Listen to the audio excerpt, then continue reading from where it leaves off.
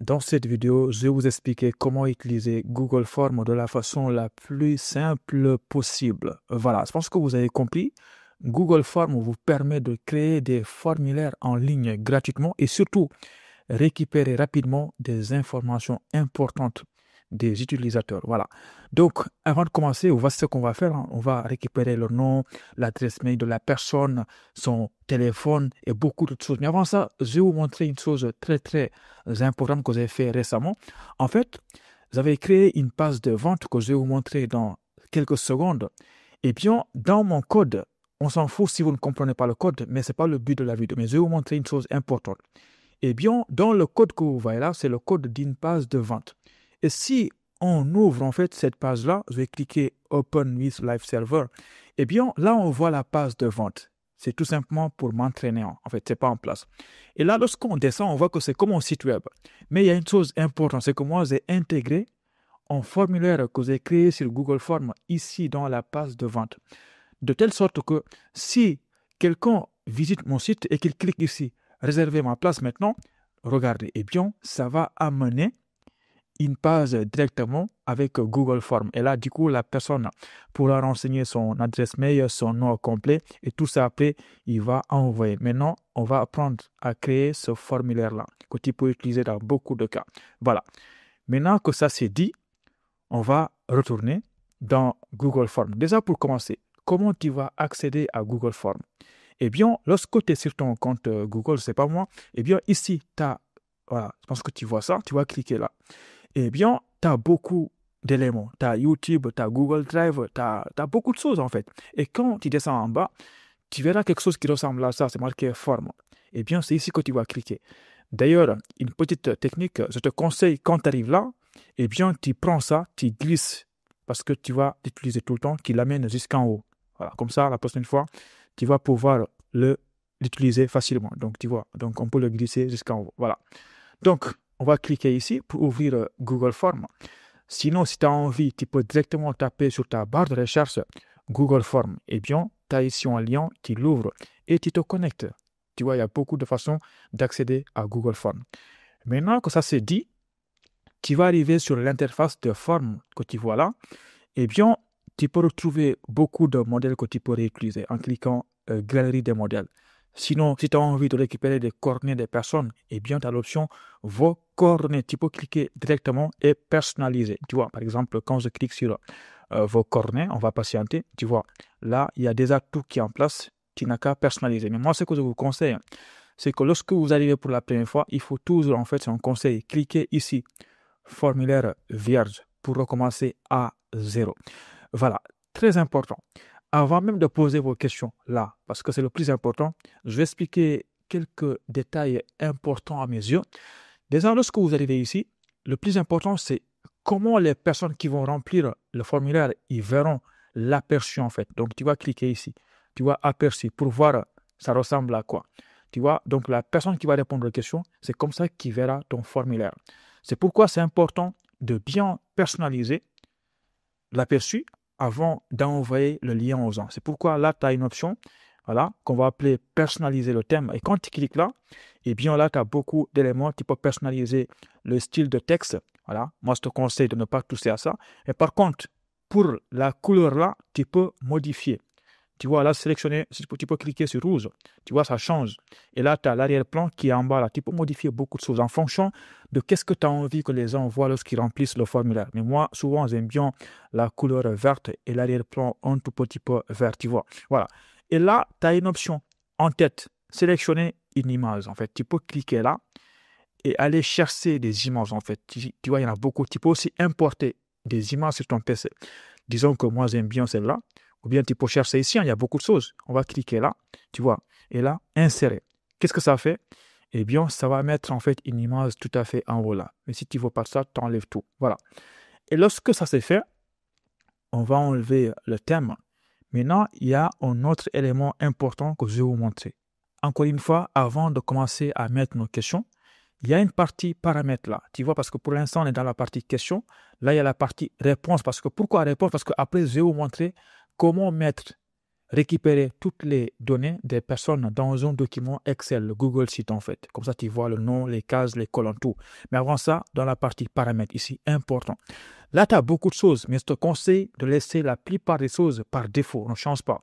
Par contre, très important, dans la partie réponses que tu vois là, tu vois, gérer la façon dont les réponses sont collectées et protégées. Très important. Viens ici, c'est obligatoire. Et bien là, tu vois une chose importante. Collecter les adresses mail. Pour l'instant, c'est coché ne pas collecter. Mais quand on clique là, on voit qu'il y a d'autres options. Valider ou bien information saisie par le participant. Là, lorsque tu as envie de récupérer des infos, des coordonnées des personnes, le plus important, c'est l'adresse mail en fait, parce que c'est ça qui t'intéresse toi. Et bien, c'est dommage en fait d'envoyer un formulaire et tu ne collectes pas les adresses mail. Tu vois, donc c'est pourquoi ici, tu vas sélectionner information saisie par le participant. L'objectif, c'est de rendre le process de la façon la plus simple possible. Parce que si c'est compliqué, les gens ne remplissent pas. Donc, évite de mettre validé. Mets directement l'info que la personne va saisir dans la case adresse mail. Voilà. Donc, ça, c'est la première chose importante. OK. Maintenant, envoyer aux participants une copie de leur réponse. Lorsque tu remplis le formulaire, est-ce que toi, personnellement, est-ce que tu as envie d'avoir les résultats de ce que tu as rempli? Si oui, donc je te conseille d'activer. Par exemple, si quelqu'un remplit, eh bien, il pourra avoir en retour par mail des réponses qu'il a remplies. Voilà, donc c'est en soi. Sinon, tu désactives. Une fois que ça c'est fait, autoriser la modification des réponses. Est-ce que quelqu'un qui remplit ton formulaire, est-ce qu'il peut aussi venir modifier? Moi, je te conseille toujours de désactiver parce que moi, il n'y a pas d'intérêt. Sinon, ça va faucher tes calculs après. Voilà, donc désactiver. Maintenant que ça c'est dit, il y a une chose extrêmement importante. C'est là. Connexion obligatoire, limitée à une réponse. Je te conseille de cocher là. Parce que quand on coche là, qu'est-ce qui se passe? Les personnes répondant doivent se connecter à leur compte Google pour répondre. C'est pas possible ça. Les gens n'ont pas ce temps-là. Donc c'est pourquoi je te conseille de décocher là. Bien évidemment, il y a beaucoup d'autres paramétrages, mais je te conseille de seulement faire ça. Voilà. Maintenant, là, il y a une partie valeur par défaut. Là, tu vois paramètres par défaut des formulaires. En fait, quand tu cliques là, tu peux modifier, régler par défaut. Par exemple, à chaque fois que tu crées un nouveau formulaire, eh bien, tu verras que c'est la partie information saisie par l'utilisateur, par le participant. Voilà, donc ça, c'est par défaut. Et la paramètre par défaut des questions. Voilà. Est-ce que, lorsque tu crées une question, est-ce que la question est automatiquement obligatoire ou non? Ça, c'est à toi de voir. On va pour l'instant laisser comme ça. Maintenant, on va rentrer dans les choses sérieuses. Et pour cela, on va quitter ici. On va voir la partie questions. Voilà. Eh bien, moi, je te conseille, avant même de rentrer dans le détail et de commencer à créer tes questions, eh bien, la première chose, parce que le formulaire là, tu vas l'envoyer à des personnes, à peut-être 100 personnes, 1000 personnes, par exemple. Moi, une fois, la dernière fois que j'ai créé un formulaire, c'était il y a un an, eh bien, c'était un formulaire que plus de 2000 personnes ont rempli. Parce que pour les gens qui ne savent pas, ça, c'est ma deuxième chaîne YouTube. J'ai une autre chaîne YouTube de plus de 150 000 abonnés. Donc, j'ai envoyé un formulaire. Donc, il y a eu plus de 2000 personnes qui ont rempli. Donc, c'est un truc très, très sérieux. Attention, il faut simplifier pour avoir beaucoup de personnes qui vont remplir. Plus c'est compliqué, plus les gens ne remplissent pas. Et il faut être clair, des questions simples. C'est pourquoi c'est important de toujours, eh bien, nommer le formulaire. Par exemple, si, pour mon cas, c'est un service d'accompagnement, il faut nommer. Voilà, service, je ne sais pas moi, c'est un exemple d'accompagnement. Donc, donnez le nom de votre formulaire. Et surtout, il faut décrire, mettre une description de ce que vous voulez du formulaire. Pourquoi en fait? Pour mon cas, c'est un exemple, je ne vais rien mettre. N'oubliez pas, le texte que tu écris là, eh bien, tu peux faire beaucoup de choses avec. Tu peux mettre en gras, tu peux faire beaucoup de choses, mais ce n'est pas intéressant pour moi. On va pour l'instant laisser comme ça. Maintenant, tu vois, là, ils m'ont mis automatiquement l'adresse mail parce que c'est dans les paramètres. Je te conseille de laisser comme ça parce qu'à chaque fois, tu es obligé de récupérer l'adresse mail. C'est obligatoire, c'est très important. Voilà, et c'est obligatoire. C'est pourquoi ici, il y a une étoile. Maintenant, comment on va créer une question? Comment on va créer une question? Ça, là, le plus important. Eh bien, là, tu as des outils. Là, tu as un plus qui te permet d'ajouter une question. Là, tu peux importer des questions si tu avais créé un autre formulaire et tu peux faire beaucoup de choses. Voilà. Mais le plus important, c'est que nous, on va cliquer sur ajouter une question, par exemple. Et quand tu cliques ajouter une question, tu vois, automatiquement, on t'a créé une section là où tu peux renseigner ta question. Par exemple, disons le nom, par exemple, c'est un nom, et tu peux le mettre en gras, voilà, comme ça. Eh bien, la question que tu poses à la personne, il faut préciser quel type de réponse tu attends. Pour l'instant, par défaut, soit multiple. Mais non, ce n'est pas un soit multiple, c'est un nom. Voilà, le nom, c'est un texte. Je m'appelle David ou bien Georges.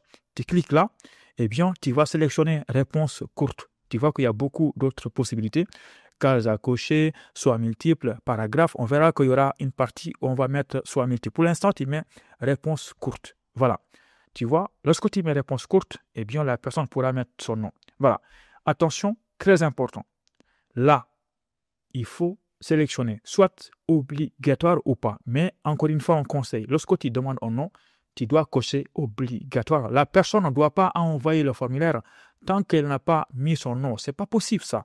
Tu ne peux pas remplir un formulaire sans mettre ton nom. Donc, cocher là, obligatoire. Donc, pour dupliquer, tu peux cliquer là, dupliquer la section là. Voilà. Là, tu cliques là, tu as beaucoup d'autres éléments, par exemple, description ou bien validation de réponse. Maintenant que c'est bon, je pense que maintenant vous avez compris comment ajouter une autre question. Soit vous cliquez là, voilà, ou bien vous dupliquez comme vous voulez. Voilà. Donc là, on va demander son prénom. Maintenant, on va aller vite parce que vous avez compris. Donc, on va supprimer tout ça, mettre par exemple prénom. Voilà. Et là, enlever soit multiple, mettre réponse courte et surtout cocher obligatoire ou bien pas obligatoire, c'est en fonction de vos besoins. Maintenant, on va ajouter une partie importante. On va cliquer plus. Là, on va demander, par exemple, le niveau d'étude de la personne. Par exemple, ton niveau d'étude. Voilà. Donc là, parce que c'est un niveau d'étude, on est obligé en fait de mettre soit multiple. Est-ce que la personne est en L1, ou bien c'est en L2, ou c'est en L3, ou c'est en Master 1, ou bien c'est autre. C'est pour cela, là, on laisse soit multiple. Et là, tu vas mettre option 1. Tu vas cliquer option 1, tu mets par exemple L1, ou bien licence 1. Option 2, tu mets par exemple, est-ce que tu es en L2, Master 1, je pense que vous avez compris. Et là, option 3, est-ce que tu es en, par exemple, vous cliquez là, vous mettez par exemple doctorat. Donc, vous mettez autant d'options que vous voulez pour couvrir toutes les possibilités. C'est pour cela, à la fin, il faut ajouter une option autre, au cas où la personne n'est pas concernée par tout ce que vous avez listé. Moi, je vais cliquer là et mettre autre. Voilà. Donc là, nous avons toutes les possibilités. Moi, sur un exemple, je n'ai pas mis L2, je n'ai pas mis L3, mais vous allez couvrir tout. Et pas forcément les niveaux d'études, c'est en fonction de ce que vous voulez. Voilà. Donc, attention. Si pour vous, cette information est importante, n'oubliez pas de cocher là. Voilà. Obligatoire. Je pense que vous avez compris. Au cas où, si vous n'aviez pas, par exemple, la partie adresse mail ici, pourquoi pas, c'est possible d'ajouter une case adresse mail et mettre réponse courte. Voilà. Donc, une fois que vous avez fait tout ce que vous voulez récupérer comme info, voilà, qu'est-ce que vous allez faire? Je dois quand même rappeler une chose importante avant de continuer. Rappelez-vous, c'est que dans les paramètres là, on avait activé l'option collecte des adresses mail. Donc, ce n'est pas pour rien que ici, lorsque on crée une question, vous avez remarqué une chose, c'est qu'automatiquement, il y avait une case adresse mail obligatoire. Ce n'est pas nous, on ne l'a pas créé, c'était automatique. Mais au cas où, si vous n'activez pas l'option collecter les mails, eh bien, vous pouvez créer votre propre question adresse mail et mettre ça obligatoire. Mais attention à ne pas faire. C'est en plus de ça, vous créez une autre case adresse mail. Non, on ne fait pas ça. C'est toujours comme ça. Voilà. Donc là, moi, je me limite là parce que vous avez compris. Maintenant, qu'est-ce qu'on va faire pour la suite? Je rappelle quand même que c'est possible. Si vous avez une question qui concerne une image, c'est possible de cliquer là, aller chercher une image et après poser vos questions en bas de l'image ou bien une vidéo ou bien même créer une autre section en cliquant là.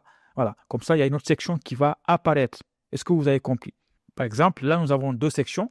Eh bien, la section 2 apparaît seulement si la personne met son adresse mail.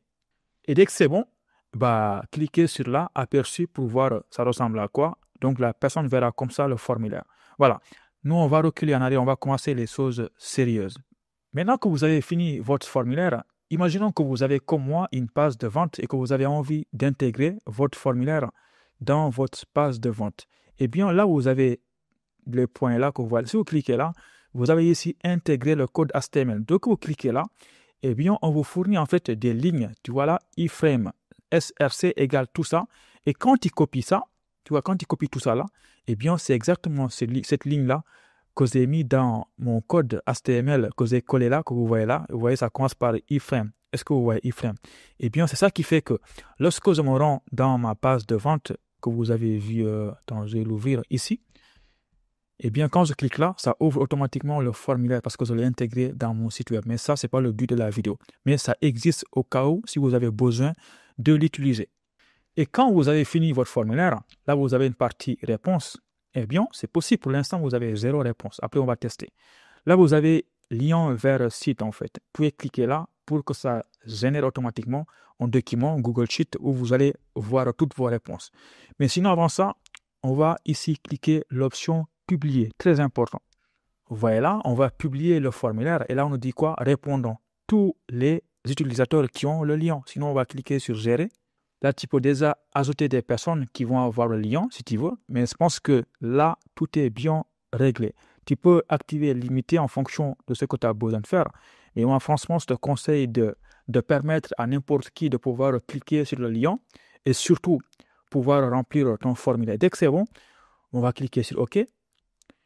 Et là, on va cliquer sur publier.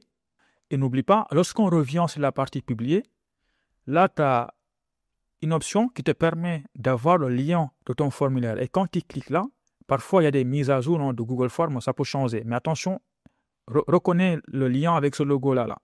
Là, tu vois, il y a un lien qui est généré là. Et lorsque tu cliques là, tu vas raccourcir le lien. Voilà, en cliquant là, tu vois, ça raccourcit. Donc, c'est ça que tu vas copier. Et quand tu copies ça, tu peux le partager à n'importe qui pour qu'il puisse remplir ton formulaire. Maintenant que ça c'est dit, on va revenir dans la partie réponse. On va cliquer ici, lien vers Google Sheet. Et quand on clique là, normalement, ça va nous créer une feuille de calcul formulaire sans titre. Voilà. Là, tu peux sélectionner une feuille de calcul existante. Voilà. Moi, je vais cocher le premier et on va cliquer sur créer.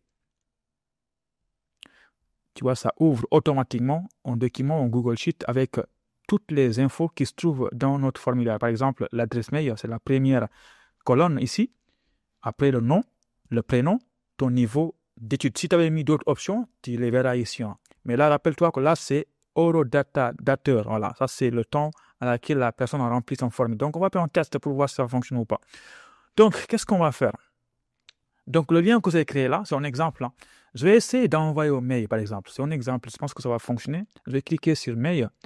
Et là, je vais cliquer sur nouveau, par exemple. Je vais copier le lien. Voilà. Objet, par exemple, formulaire, c'est un exemple, les gars. Je pense que vous avez compris. Je vais envoyer ça. Maintenant, je vais aller consulter mes mails pour cliquer le lien et remplir le formulaire pour voir si mes données vont apparaître dans le Google Sheet. Voilà. Donc là, je viens de recevoir le lien. Voilà, on va cliquer sur le lien. Et automatiquement, nous avons le formulaire. Là, on nous demande de renseigner l'adresse mail. Je vais mettre elibra.tv. Voilà, elibra.tv. 23@gmail.com. Le nom, je vais mettre par exemple Gallo. Voilà. Prénom, je mets par exemple El Ibra. Voilà. Là, ton niveau d'études. Donc, c'est obligatoire. Donc, je vais dire je suis en Master 1. Et dès que c'est bon, on va cliquer sur Envoyer. Voilà. Donc là, votre réponse a bien été enregistrée. Maintenant, on va retourner dans notre propre compte Google Forms qu'on avait mis en place, qui était normalement par là. Automatiquement, on voit dans la partie réponse que c'est marqué 1. Avant, c'était 0. Donc là, ça veut dire qu'il y a quelqu'un qui a répondu à notre formulaire. Et quand on clique là, on peut voir qui a répondu. Voici son mail. Voilà. Voici le nom. Tu vois, quelqu'un a répondu. Et là, automatiquement, il y a en fait une sorte de graphique qui se crée automatiquement. Maintenant, le plus important, c'est que lorsqu'on consulte notre Google Sheet, qu'est-ce qu'on voit ici? On voit que le 22 mai 2025 à 17h24, eh bien, il y a quelqu'un qui a rempli le formulaire. Il s'appelle Elibra. Voilà, il est là. Voilà. Est-ce que vous voyez l'importance de Google Forms? Et c'est pas fini en fait. Tu peux faire beaucoup d'autres choses. C'est possible que nous, moi qui ai créé ce formulaire-là, de mettre en place un script qui permet, dès que quelqu'un remplit le formulaire, eh bien, d'envoyer un mail automatique à la personne qui a rempli le formulaire pour dire merci pour l'intérêt. Voilà, vous écrivez votre mail. Et ça, de façon automatique. Franchement, les gars, je pense que j'ai très très bien expliqué. Donc, n'hésitez pas à liker la vidéo et surtout, restez abonnés parce qu'on va aborder beaucoup d'autres vidéos importantes sur ce sujet-là. Allez, ciao, à bientôt.